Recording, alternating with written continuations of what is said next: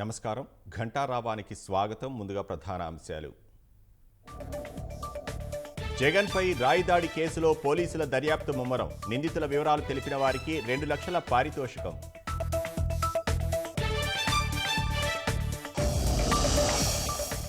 జగన్ కొత్త డ్రామాకు తెరలేపారన్న తెలుగుదేశం. దాడి అంతర ఘటనలే నిదర్శనమని వెల్లడి.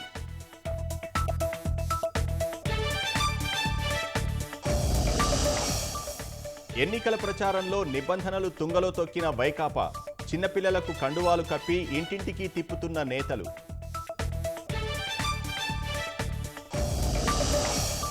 వివేకా కేసులో సిబిఐ చేయాల్సింది ఇంకా ఉందన్న సునీత. ఒత్తిళ్లతోనే దర్యాప్తు ముందుకు సాగడం లేదని ఆవేదన.